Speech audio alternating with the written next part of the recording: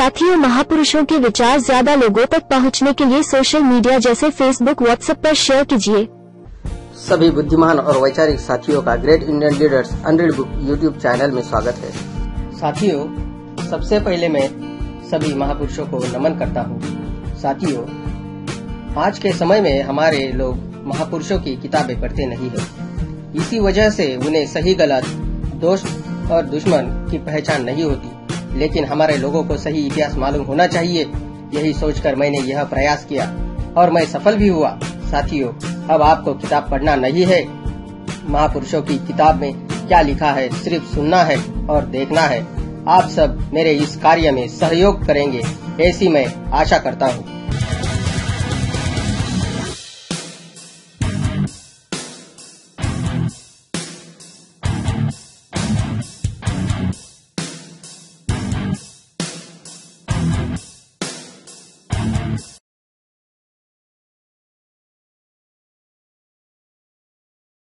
Doctor Baba Saheb Ambedkar writings and speeches Hindi volume 9।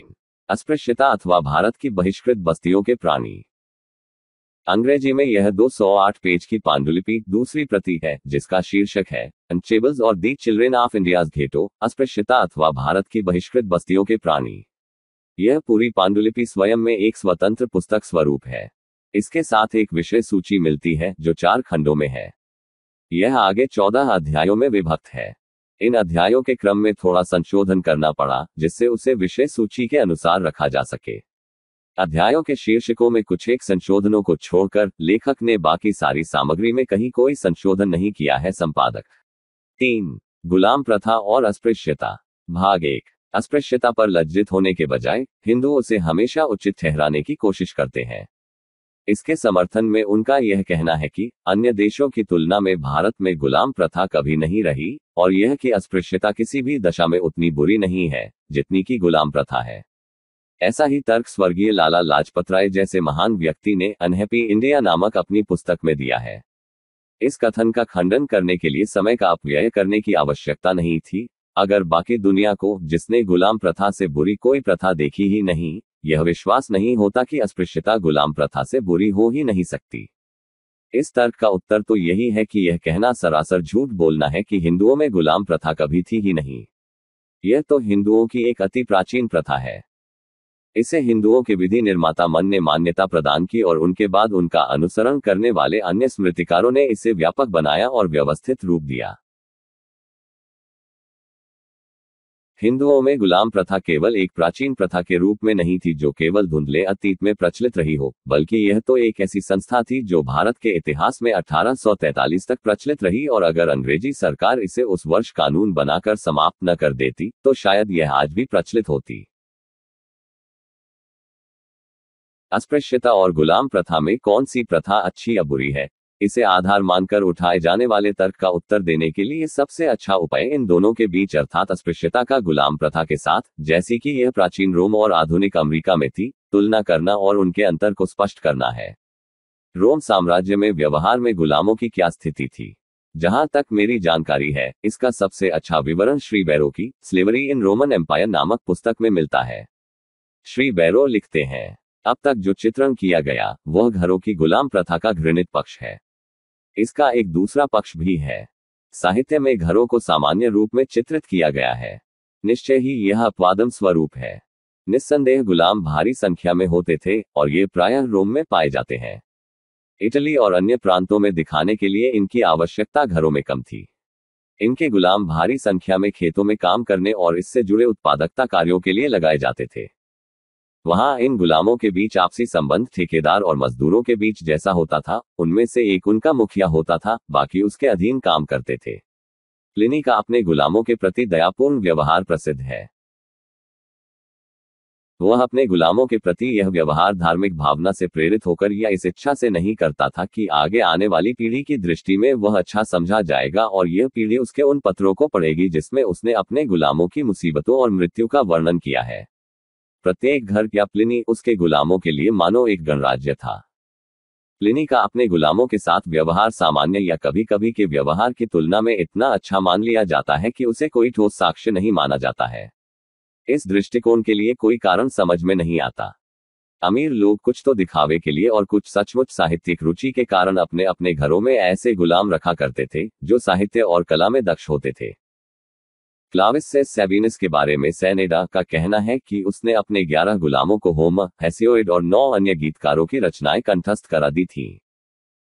जब उसके एक मित्र ने इस पर यह टिप्पणी की कि इससे सस्ती तो किताबों की अलमारियां होंगी, तब यह उत्तर दिया गया कि नहीं, जो घर का मालिक जानता है, घर के सभी लोग भी वही जाने। इन अतिशयोक्तियों के अलावा सच्चाई तो यह है कि छपाई आदि की सुविधा नहीं होने के कारण पढ़े लिखे गुलाम आवश्यक समझे जाते होंगे। व्यस्त वकील, काव्य प्रेमी, कवि, दार्शनिक और साहित्यिक अभिरुचि के व्यक्तियों को नकलनवीसों, रीडरों और लिपिकों की आवश्यकता होती थी। ऐसे लोग स्वाभाविक रूप से भाषा वैज्ञानिक भी होते थे। एक पुस्तक विक्रेता का दावा है कि वह लैटिन और ग्रीक साहित्य का विद्वान है। आशुलिपिकों की भरमार थी। निजी और सार्वजनिक पुस्तकालयों में लाइब्रेरियन होते थे। शासन में आशुलिपि की सहायता लेना साधारण बात थी और गुलाम नाजिरों को नियमित नौकरियां मिलती थी। एक विशेष शोध प्रबंध में स्नेटोनियस ने बहुत से मुक्त गुलाम शास्त्रकारों और कैयाकरणिकों का उल्लेख किया है। आस्ट्स के पोते का अध्यापक वेरियस फलाकस था और उसकी मृत्यु हो जाने पर उसकी मूर्ति लगाकर उसका सार्वजनिक रूप से सम्मान किया गया। स्क्रिबोनियस एफ्रोडिसियस एक गुलाम था। वह ओर्बिलियस का शिष्य था, जो बाद में स्क्रिबेनिया द्वारा आजाद कर दिया गया था। हाइजीनियस पैलेटाइन पुस्तकालय का लाइब्रेरियन था। इस कार्यालय में उसके पश्चात उसी के द्वारा आजाद किए गए जूलियस मोडेस्टस नामक गुलाम को नियुक्त किया गया। हमें एक गुलाम दार्शनिक का भी पता चलता है, जिसके अनेक मुक्त किए गए गुलाम इतिहासकार होते थे। इस दार्शनिक को अपने मालिक, गुलामों के दोस्तों और मुक्त हुए गुलाम वास्तुकारों के साथ बहस के लिए प्रोत्साहित किया जाता था। शिलालेखों में मुक्त किए ऐसे गुलामों का बार बार उल्लेख मिलता है, जो डॉक्टर होते थे। इनमें से कुछ विशेषज्ञ भी थे। जैसा कि 1 या 2 उदाहरणों से पता चलता है, इनका प्रशिक्षण बड़े बड़े घरानों में गुलाम के रूप में हुआ। ये कुछ दिन पश्चात प्रख्यात हो गए और मोटी फीस लेने के लिए बदनाम हो गए। समाज के कुछ वर्गों द्वारा नर्तकों, गायकों, संगीतकारों, खेलकूद प्रशिक्षकों आदि की मांग हुई। गुलामों में इस कोटि के लोग भी हुए। इनमें से कुछ को शिक्षकों द्वारा प्रशिक्षित भी किया गया और उन्होंने ख्याति अर्जित की। अगस्त के समय में वाणिज्य और उद्योगों का विस्तार हुआ। इससे पहले भी गुलामों को कला और शिल्प के कार्यों में लगाया जाता था, परंतु व्यापार में अचानक वृद्धि हो गई, अन्यथा उन्हें अधिक संख्या में रखना व्यर्थ होता। रोम निवासी और भी खुलकर विभिन्न व्यावसायिक और औद्योगिक गतिविधियों में लग गए। चूंकि व्यापारिक गतिविधियां और अधिक बड़े पैमाने पर होने लगी और दलालों का महत्व और अधिक बढ़ गया, तो भी ये दलाल वही होते थे जो गुलाम थे। यह इस कारण था कि गुलामों की शर्तें लचीली होती थी। यह इसलिए भी लचीली होती थी कि जिससे किसी भी गुलाम को यह लालच दिया जा सके कि वह धन और स्वतंत्रता की आशा से कार्य करे, और उनमें इतनी बंदिश भी रहे कि जिससे गुलाम द्वारा अपने मालिक को अपने दुर्व्यवहार के कारण हुए नुकसान की भरपाई करने की गारंटी भी रहे। व्यापार में किसी गुलाम और उसके मालिक अथवा अन्य व्यक्ति के बीच व्यावसायिक शर्तें आम बात थी और इस प्रकार किया गया कार्य निस्संदेह बहुत लाभकारी था। गुलामों को भूमि किराए पर देने की प्रथा का ऊपर जिक्र किया जा चुका है, और यह प्रणाली उद्योगों में कई रूपों में प्रचलित थी।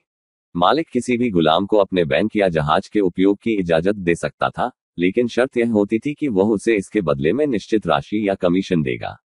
ये गुलाम जो कुछ कमाते, वह कानून की दृष्टि में उनकी संपत्ति बन गई और जिसे वे विभिन्न प्रयोजनों पर खर्च कर सकते थे। निस्संदेह अधिकांश मामलों में यह धनराशि या तो भोजन पर खर्च होती या आमोद प्रमोद पर खर्च होती। यह संपत्ति कोई थोड़ी बचत नहीं होती थी जिसे वह कभी कभी कमाते और मौज मस्ती के लिए उड़ा देते हो। जो गुलाम अपने मालिक के कारोबार को इस लायक बना देते कि उससे लाभ होने लगे और उन्हें खुद भी लाभ हो, वे यह भी कोशिश करते कि उन्होंने जो कुछ खर्च कर दिया है उसकी भरपाई भी हो जाए। वह अपनी इस अतिरिक्त आय को अपने मालिक के कारोबार में या उससे भिन्न किसी दूसरे कारोबार में फिर से लगा देते। वह अपने मालिक के साथ व्यापारिक संबंध रखते और मालिक उन्हें बराबर का हिस्सेदार मान लेते या वे किसी के साथ करार करते। वह अपनी संपत्ति अथवा अपने कारोबार के इंतजाम के लिए मुख्तार भी रख लेते और इस प्रकार उनकी संपत्ति में केवल भूमि, भवन, दुकानें ही नहीं होती थी, बल्कि अधिकार पत्र और दावे भी होते थे।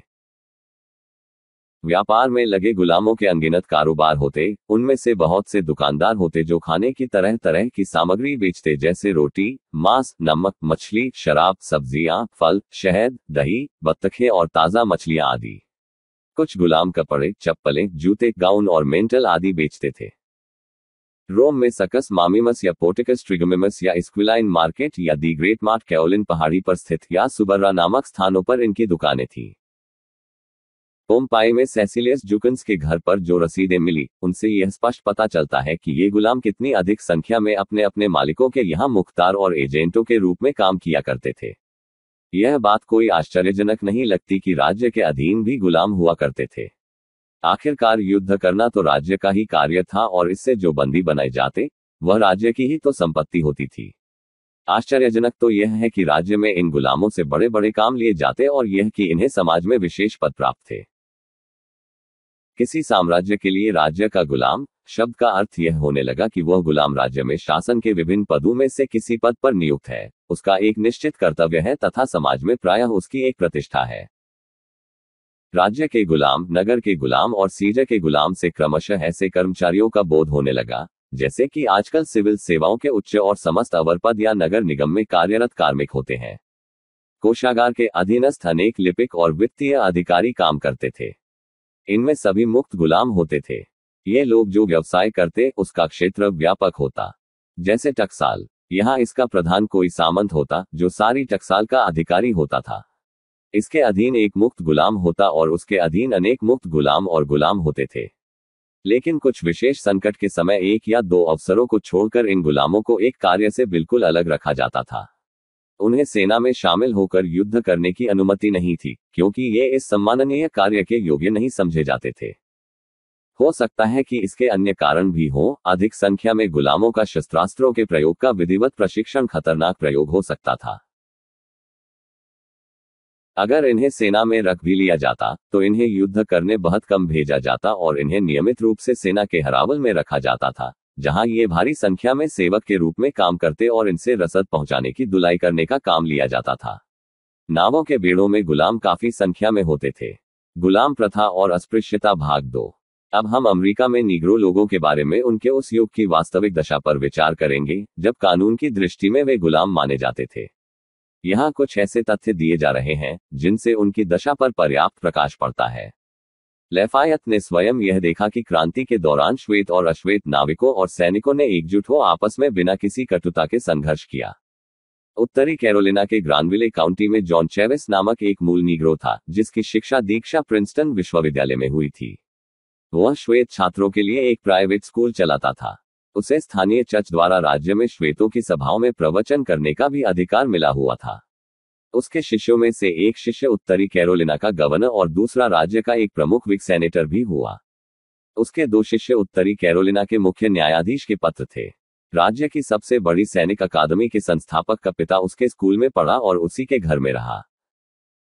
इस प्रकार गुलाम हर प्रकार का कार्य करते थे। नीग्रो गुलामों में जो अधिक प्रतिभाशाली होते थे, उन्हें कारीगर का प्रशिक्षण दिया जाता था, जिससे उनका उपयोग हो सके और उनकी सेवाएं ठेके पर दी जा सके। गुलाम कारीगरों से बाजार में उपलब्ध दूसरे सामान्य कारीगरों की अपेक्षा दुगुनी आय होती थी। उस्ताद कारीगरों के अपने कर्मचारी होते थे। चूंकि इस पद्धति का विकास होता गया, कुछ उस्ताद कारीगर अपने गुलाम कारीगरों के लिए भाड़े पर गुलामों को रखने लगे।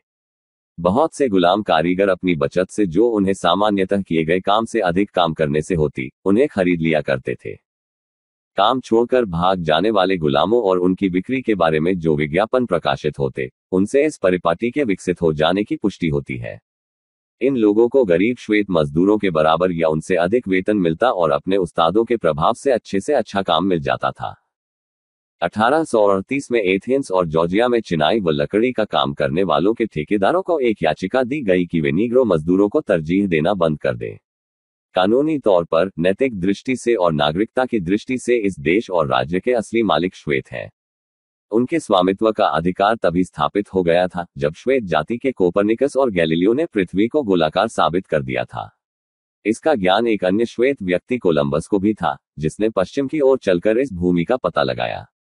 इसलिए एक श्वेत व्यक्ति ने ही इस महाद्वीप की खोज की।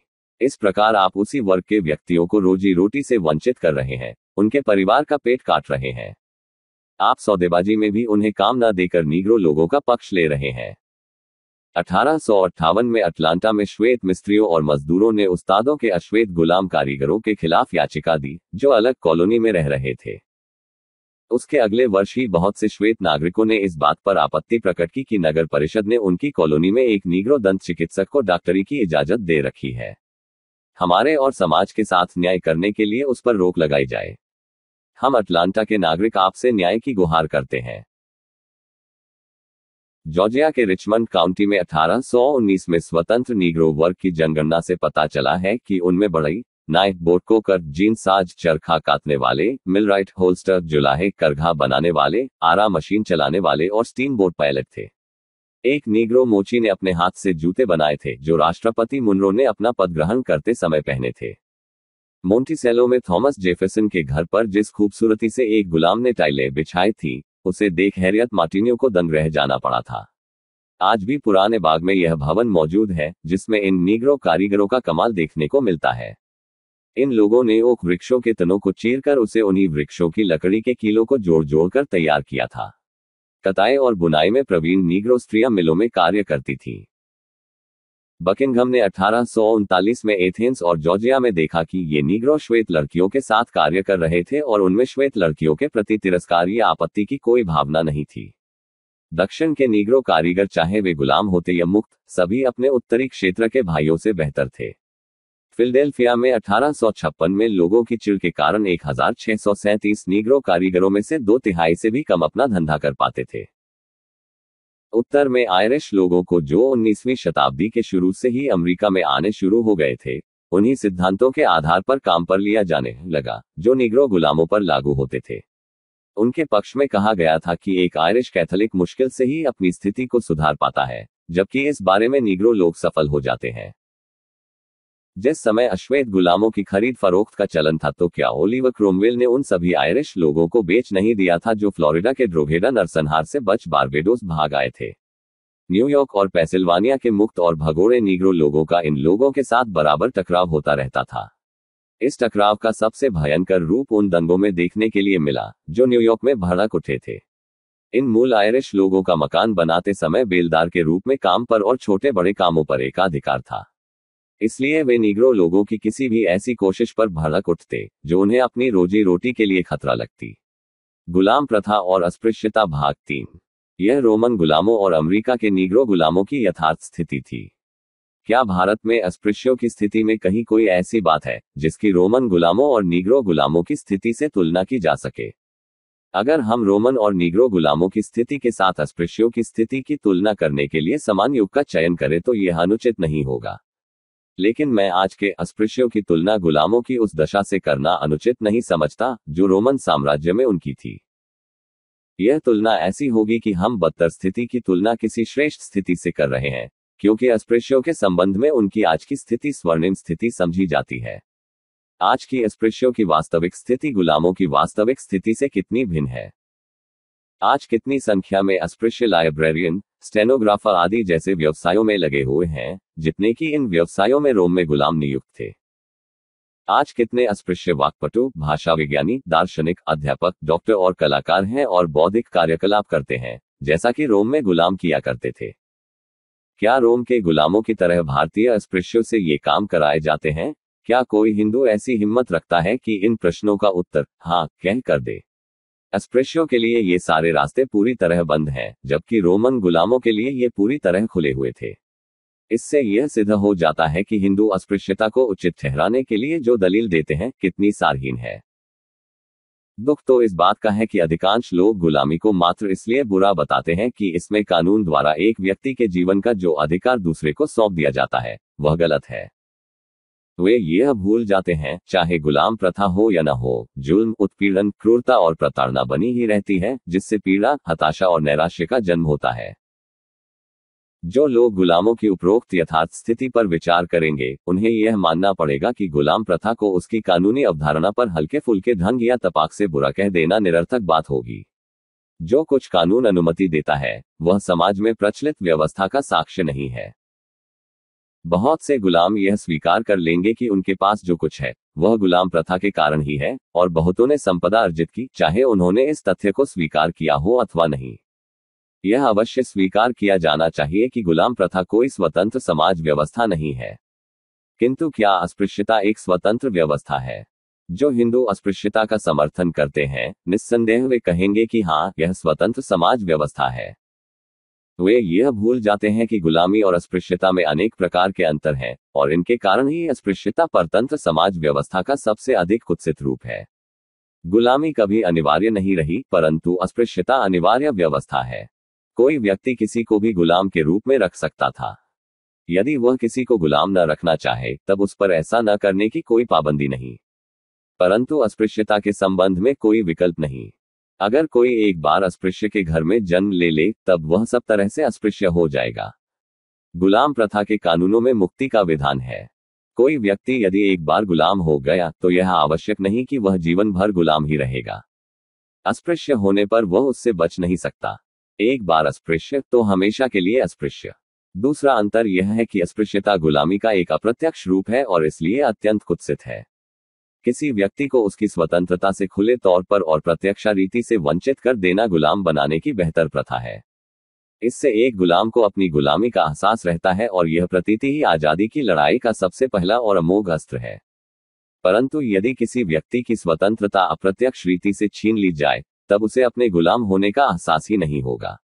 अस्पृश्यता गुलाम प्रथा का एक अप्रत्यक्ष रूप है। किसी अस्पृश्य से कहा जाए कि तुम स्वतंत्र हो, तुम एक नागरिक हो, तुमको नागरिकता के सभी अधिकार प्राप्त हैं, और उसे रस्सी से इस तरह बांध दिया जाए कि वह स्वतंत्र होने का अनुभव भी न कर सके, तब यह निर्दयतापूर्वक धोखा देना है। अस्पृश्यों को उनकी गुलामी का एहसास न होने देना उनको गुलाम बनाना है। यह अस्पृश्यता है तो भी यह गुलामी है। यह यथार्थ है, हालांकि यह अप्रत्यक्ष है। यह अव्यक्त है, इसलिए यह स्थायी है। इन दोनों व्यवस्थाओं में से अस्पृश्यता निस्संदेह बुरी है। न तो गुलामी ही स्वतंत्र समाज व्यवस्था है और न ही अस्पृश्यता। परंतु यदि इन दोनों में अंतर किया जाए, और इस बात में कोई संदेह भी नहीं है कि इन दोनों में अंतर है, तो इस अंतर की कसौटी यह होगी कि क्या गुलामी की स्थिति में शिक्षा, नैतिक आदर्श, सुख, संस्कृति और समृद्धि संभव है, या यह अस्पृश्यता की स्थिति में संभव है।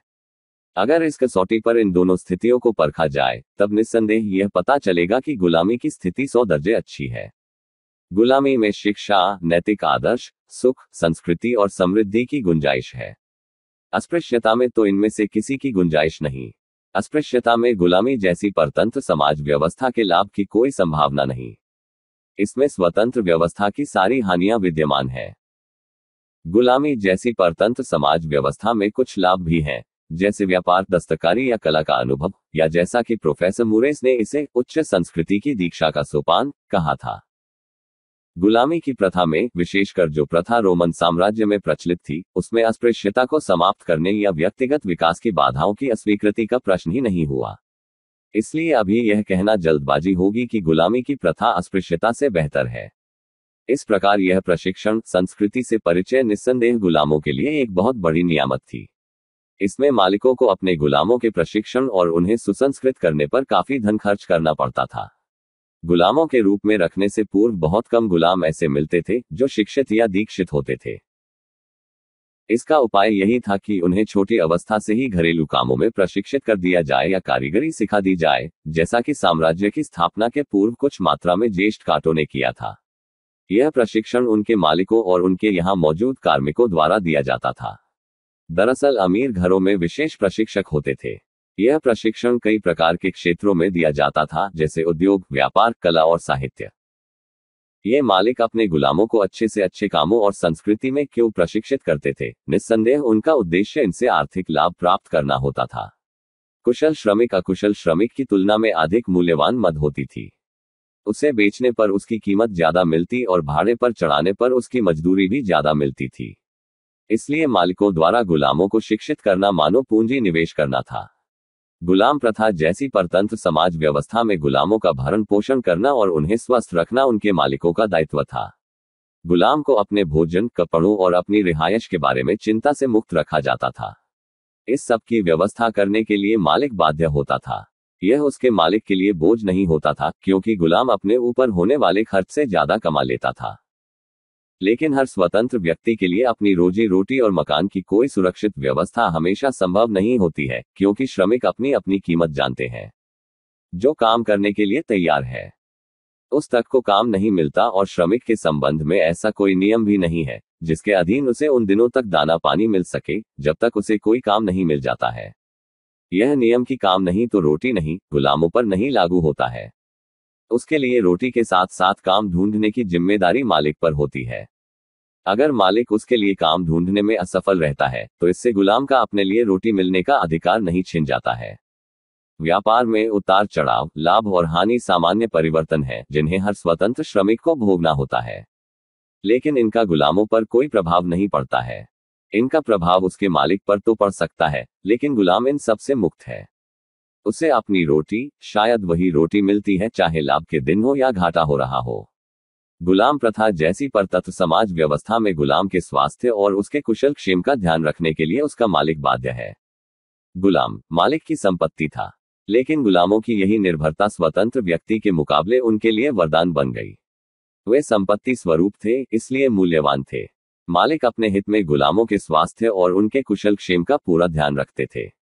रोम में गुलामों को दलदली इलाकों या मलेरिया ग्रस्त क्षेत्रों में कभी नहीं भेजा जाता था।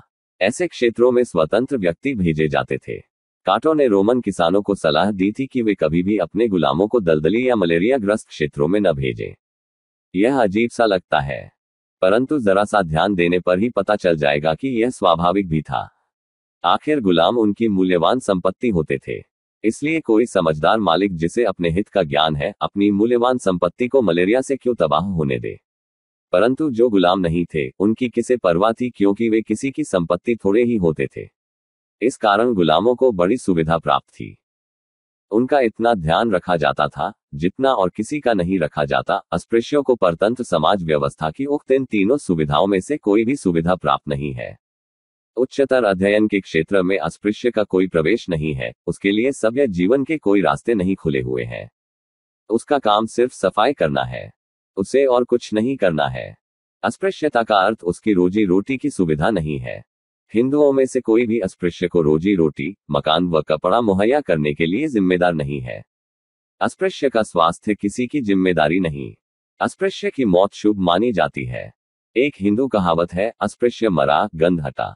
दूसरी तरफ अस्पृश्य के लिए स्वतंत्र समाज व्यवस्था की सभी बलाएं उसकी तकदीर में लिखी है। स्वतंत्र समाज व्यवस्था में प्रत्येक व्यक्ति को अपने जीवन के लिए संघर्ष करना पड़ता है। उसकी यही जिम्मेदारी स्वतंत्र समाज व्यवस्था का सबसे बड़ा अभिशाप है। कोई इस उत्तरदायित्व को पूरा कर पाता है या नहीं, यह समान अवसर और समान व्यवहार मिलने पर निर्भर करता है। हालांकि अस्पृश्य एक स्वतंत्र व्यक्ति होता है तो भी उसे समान अवसर नहीं मिलते और न उसके साथ राग द्वेष से मुक्त व्यवहार ही होता है। इस दृष्टि से अस्पृश्यता गुलाम प्रथा की तुलना में न केवल बदतर है, बल्कि यह निश्चय ही एक क्रूर कर्म है। गुलामी की प्रथा में गुलाम के लिए रोजी ढूंढने की जिम्मेदारी उसके मालिक की होती है। स्वतंत्र मजदूर व्यवस्था में रोजी प्राप्त करने के लिए मजदूरों को अपने साथियों का मुकाबला करना पड़ता है। इस धक्का मुक्की में अस्पृश्य के लिए अवसर कहाँ। संक्षेप में, जिस प्रतियोगिता में सामाजिक कलंक के कारण अस्पृश्य का पक्ष निर्बल हो, तब जिन्हें रोजगार दिया जाएगा उनकी सूची में उसका आखिरी नंबर होगा और जिन लोगों को निकाला जाना है उनमें उसका प्रथम स्थान होगा। गुलाम प्रथा की तुलना में अस्पृश्यता इसलिए क्रूर कर्म है कि इससे अस्पृश्यों पर अपने लिए रोजी कमाने का दायित्व डाल दिया जाता है, जबकि रोजी कमाने के दरवाजे उनके लिए पूरी तरह खुले नहीं होते। सारांश यह है कि हिंदू अस्पृश्यों को गुलामों की स्थिति से भिन्न उन स्थितियों में अपना मानते हैं जिनसे उनके स्वार्थ की पूर्ति होती है, और जब उन्हें अपने साथ रखने में उनका स्वार्थ आड़े आ जाता है और वे बोझ लगने लगते हैं, तब वे उनको अपना कहने और अपने बराबर रखने से इनकार कर देते हैं। अस्पृश्य परतंत्र समाज व्यवस्था के किसी लाभ के अधिकारी होने का दावा नहीं कर सकते। उन्हें स्वतंत्र समाज व्यवस्था की सभी मुसीबतों को स्वयं ढोने के लिए स्वतंत्र छोड़ दिया जाता है।